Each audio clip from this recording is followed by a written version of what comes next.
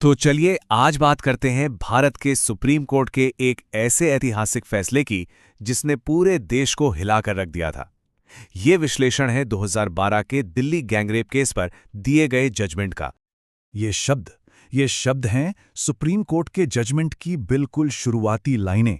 और ये सिर्फ लाइनें नहीं हैं, ये उस रात की भयावहता और उस घटना की गंभीरता को सीधे सीधे हमारे सामने रख देती हैं। यहीं से इस केस की इमोशनल डेप्थ का अंदाजा लगता है।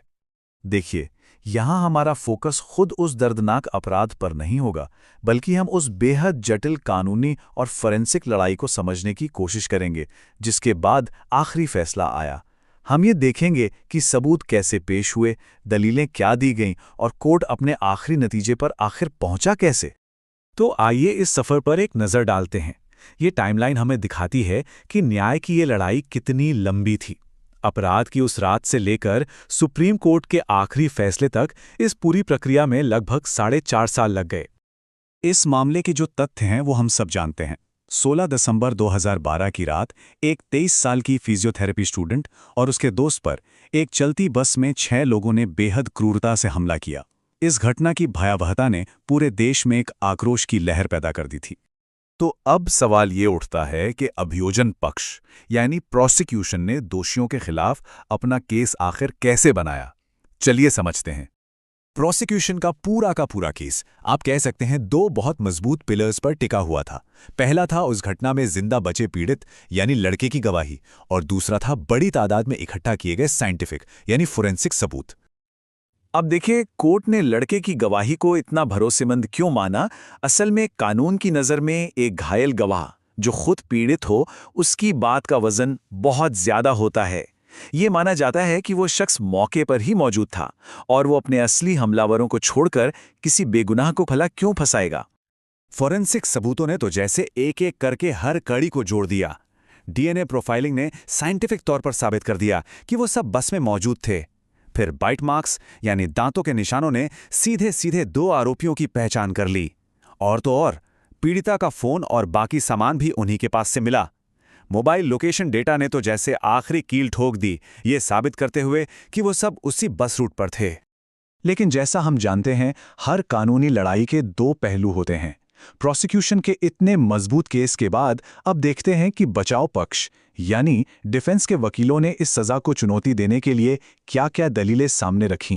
बचाव पक्ष ने अपना ध्यान मुख्य रूप से प्रोसीजरल गलतियों पर लगाया, जैसे कि एफआईआर में देरी हुई या गवाही में छोटे-मोटे अंतर थे। लेकिन सुप्रीम कोर्ट का रुख बिल्कुल साफ था। कोर्ट ने कहा कि जब सबूतों का पहाड़ इतना बड़ा और ठोस हो तो ऐसी छोटी-मोटी प्रक्रिया की गलतियां केस की सच्चाई को नहीं बदल सकती। प्रोसीजरल दलीलों के अलावा बचाव पक्ष ने यह भी कहा कि आरोपी तो उस वक्त कहीं और थे, जिसे एलिबाई कहते हैं। लेकिन जैसा हमने अभी देखा, मोबाइल फोन रिकॉर्ड्स जैसे मॉडर्न फॉरेंसिक सबूतों ने इन सारे दावों को एक झटके में खारिज कर दिया। डेटा ने साफ-साफ दिखा दिया कि उनकी लोकेशन उसी बस रूट पर थी। तो अब हम पहुंचते हैं इस मामले के आखिरी पड़ाव पर, सुप्रीम कोर्ट का अंतिम फैसला और वो कानूनी सिद्धांत जिसका इस्तेमाल इस सजा को सही ठहराने के लिए किया गया। भारत में मौत की सजा हर केस में नहीं दी जाती। ये सिर्फ रेयरेस्ट ऑफ द रेयर यानी विरले से भी विरले मामलों के लिए है। ये एक बहुत ही ऊंचा स्टैंडर्ड है।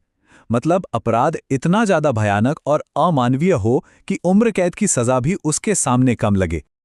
सुप्रीम कोर्ट ने इन्हीं शब्दों का इस्तेमाल किया ये बताने के लिए कि ये मामला रेयरेस्ट ऑफ द रेयर की कैटेगरी में क्यों आता है। कोर्ट के मुताबिक ये हमला सिर्फ एक इंसान पर नहीं था, बल्कि इसने समाज के आपसी विश्वास की बुनियाद को ही हिलाकर रख दिया था। तो कोर्ट ने सजा तय करते वक्त 2 चीजों को तराजू पर तौला। एक तरफ थे ये गंभीर कारक जिन्हें एग्रेवेटिंग सर्कमस्टांसेस कहते हैं, जैसे कि अपराध की क्रूरता, और दूसरी तरफ थे मिटिगेटिंग फैक्टर्स यानी बचाव की परिस्थितियां, जैसे दोषियों की गरीबी या कम उम्र। अदालत इस नतीजे पर पहुंची कि अपराध की बर्बरता और समाज पर इसका असर किसी भी दूसरी दलील से कहीं ज्यादा भारी था। पर यह फैसला सिर्फ सजा के बारे में नहीं था। इस केस ने भारत के क्रिमिनल जस्टिस सिस्टम में पीड़ितों की भूमिका क्या होनी चाहिए, इस पर एक बहुत बड़ी बहस छेड़ दी। ये जो लाइन आप देख रहे हैं, ये एक बहुत बड़ी समस्या की तरफ इशारा करती है। अक्सर होता यह है कि कानूनी कार्यवाही में पीड़ित सिर्फ एक गवाह बनकर रह जाता है। न्याय की पूरी प्रक्रिया में उसकी अपनी आवाज़ या भूमिका बहुत सीमित हो जाती है। इसी बहस के बाद कई कानूनी एक्सपर्ट्स ने कुछ सुधारों का प्रस्ताव रखा ताकि हमारा जस्टिस सिस्टम थोड़ा और विक्टिम सेंट्रिक यानी पीड़ित केंद्रित बन सके। जैसे कि सजा सुनाते वक्त पीड़ित पर हुए असर को भी सुना जाए, जमानत जैसे फैसलों में उनकी राय ली जाए और उन्हें मुआवजा और सही सपोर्ट दिया जाए। और आखिर में ये केस हमें इस एक बड़े सवाल के साथ छोड़ जाता है, न्याय का तराजू आखिर संतुलित कैसे हो। एक तरफ आरोपी के मौलिक अधिकार हैं और दूसरी तरफ पीड़ित की गहरी ज़रूरतें। ये एक बहुत ही पेचीदा सवाल है जिसका जवाब हमारी कानूनी व्यवस्था आज भी तलाश रही है, और शायद यही इस केस की सबसे बड़ी विरासत है।